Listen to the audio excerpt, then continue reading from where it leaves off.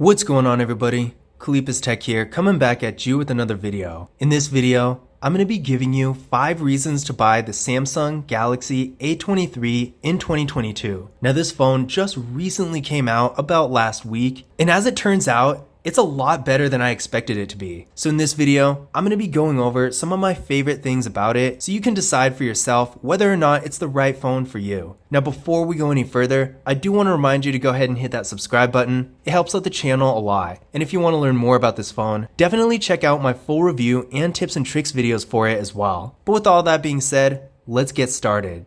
So my first reason to buy the Samsung Galaxy A23 in 2022 is the display. Now, this phone, for being a pretty entry-level phone, has a really impressive display. So we're getting a 6.6-inch 90Hz PLS TFT display with a resolution of 1080p, an aspect ratio of 20:9, and a screen-to-body ratio of about 83%. So these specs, again, for a pretty entry-level phone, are really good. Despite not being something like a Super AMOLED display, the brightness is still really good, and the colors are pretty bold and vibrant, and thanks to the 1080p resolution, we're getting a nice, sharp, crisp image. So all this is going to be great for content consumption, whether you're streaming videos, playing a game, viewing photos, whatever you're doing, you're going to get a pretty good experience here. The size of the display is pretty good as well. Sure, it is true that pretty much every phone nowadays has a 6.5-inch display, give or take a few tenths of an inch. So at 6.6 inches, this display is really nothing out of the ordinary. But that being said, I do think this is pretty much the optimal size for a display because it is pretty large. You're going to be able to see things pretty easily on here, but at the same time, it's not so large that the phone is just too bulky and uncomfortable to carry, because while some of those phones out there have much larger displays than this, for some people, having such a large phone like that is just not practical. So with the Samsung Galaxy A23, we are really getting the best of both worlds,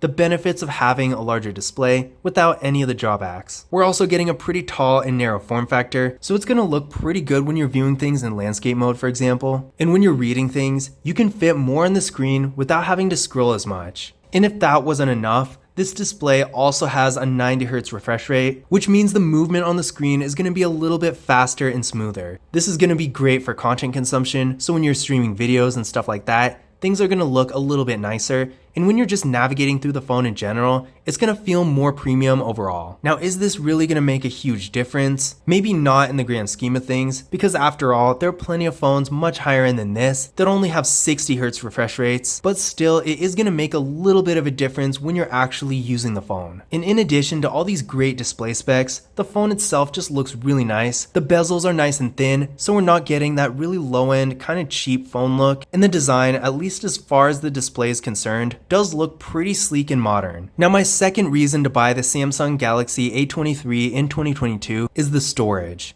Now, this phone has 128GB of internal storage with microSD card expansion, so that's definitely a good amount of storage. Now, as a side note, keep in mind, this specific phone in my hand is the international variant. This phone is so new, I don't think it's even hit US carriers yet, but just know that depending on which carrier you go with and which variant you get, you may get a version of this phone that only has 64GB. But this specific phone in my hand does have 128GB, and again, it does have microSD card expansion as well. But that being said, 128GB of internal storage for a phone in this price range is really good. For comparison, the Samsung Galaxy A13 5G, which goes for around the same exact price as I got this phone for that matter, only has 64GB of internal storage, and as far as I know, there's not even any variant anywhere of that phone that has any more than that. So this phone, that's not even a 5G phone, has double the storage of the Samsung Galaxy A13 5G. Now, this phone is obviously in a completely different tier, so it's almost like comparing the Samsung Galaxy A52 or the A72 to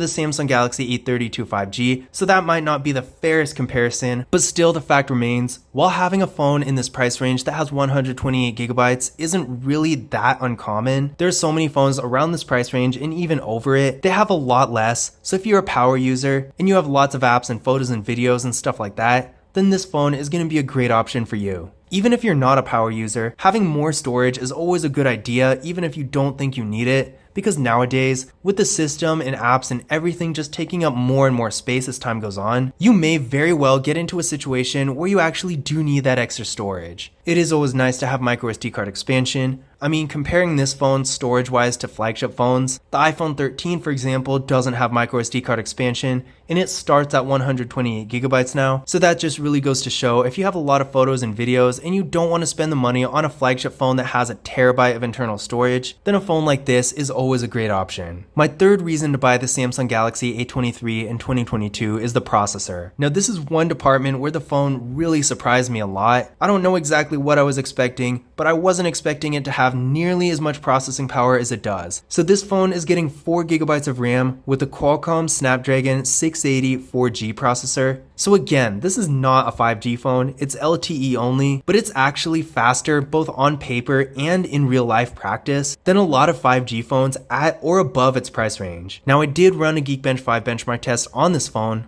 and it came back with a single core score of 386 and a multi-core score of 1644. This is probably about as fast as the Motorola Moto G Stylus 5G, the Samsung Galaxy A32 5G, the OnePlus Nord N200 5G, really the list just goes on. In fact, again bringing back the comparison to the Samsung Galaxy A13 5G, which again is about the same price as this phone, the Samsung Galaxy A23 is much faster than the Samsung Galaxy A13 5G, so that really just goes to show that even though this is a 4G phone, that doesn't mean it's slow by any means. In fact, it's actually really up there with the mid-range 5G phones. So that was a really pleasant surprise when it came to using this phone. And the Geekbench 5 benchmark test doesn't really tell you the whole story. I've been doing all kinds of things on this phone, from simple stuff like browsing the web and going on social media, to streaming videos not just on YouTube, but on platforms like HBO Max and Peacock, and even playing some pretty mid-level games. These two right here are actually pretty high-end and have lots of graphics and stuff like that, and this phone really handles it all pretty well. So in general, if you're not too concerned yet about getting a 5G phone, but you want a lot of processing power without paying flagship prices, then the Samsung Galaxy A23 is a great option. But what I would recommend doing is running a Geekbench 5 benchmark test on your current device and comparing your scores to these to see for yourself whether or not this phone would be an upgrade, because it may or may not be. But again, I will say, especially for a more entry-level 4G phone, this phone really does have a ton of processing power, and honestly, I feel like given everything else about this phone, this is a great reason to buy this phone in and of itself. And as for it not being a 5G phone, sure, getting a 5G phone nowadays does have its advantages, since 5G is really the future, and with a 5G phone you're technically getting more access to the latest and greatest technology. But that being said, 4G is really not going away anytime soon, so if you get this phone, it's most likely going to be perfectly fine to use for quite some time. Now my fourth reason to buy the Samsung Galaxy A23 in 2022 is the camera. Now for a phone in this price range, we got a really good camera setup here. Up front, we got a water drop notch for the front-facing camera, and this camera is 8 megapixels, not the best, but definitely not the worst. And on the back, we got a quad camera setup with a 50 megapixel main camera, a 5 megapixel ultra-wide camera, a 2 megapixel macro camera, and a 2 megapixel depth sensing camera. So as far as features go, this phone has pretty much everything. So if you're taking lots of photos and you want a wider variety of features, maybe you like to take close-up detailed photos, but you also want to get those really wide angles from an ultra-wide camera. Maybe you're taking pictures of a skyline or some sort of scenery, and then you want to get some nice portrait photos for social media, whatever the case may be. This phone's camera setup can pretty much do it all. To give you an idea of what this phone's camera can do, here are some photos taken with the main camera. As you can see, they are really high quality. Considering these photos were all taken around sunset time, they actually are still pretty decently bright. And again, with the details, I'm actually really pleasantly surprised at how good they came out, because they're not only really sharp and high quality, but again, they are really vivid, and some of them do have a real nice cinematic look. Now here are some photos taken with the ultra-wide camera, same kind of thing. These photos did come out really nice as well.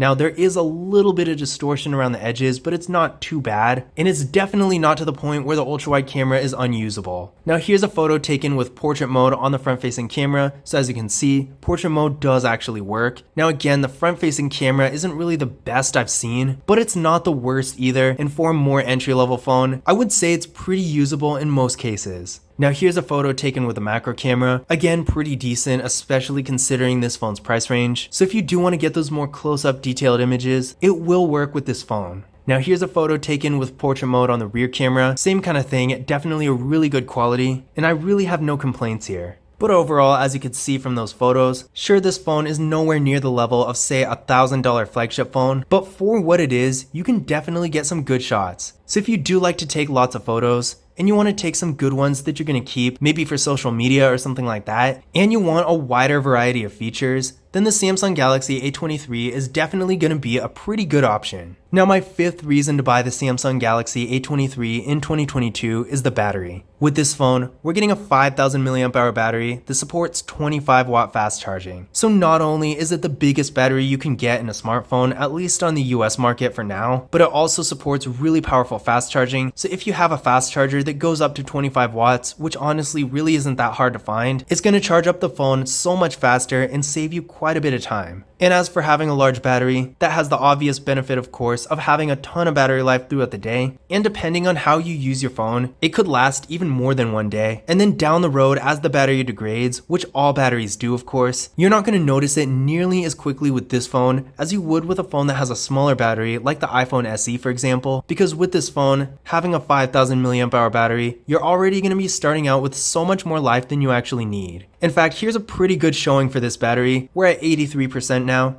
and I've had this phone just sitting here on this table since Monday, and it's Wednesday evening right now, so that just really goes to show that this phone really does have pretty good battery life. But those were 5 reasons to buy the Samsung Galaxy A23 in 2022. Now honestly, there are way more than 5 reasons to buy this phone. It's really a great device, but there are also some reasons why you might not want it. So if you want to learn more about that, definitely subscribe to the channel and check out my full review of it, and stay tuned for my pros and cons video that's coming in the near future. But I hope you enjoyed this video, and I hope you found the information useful as well. If you did, don't forget to give it a thumbs up and hit that subscribe button. But as always, I will see you in the next video.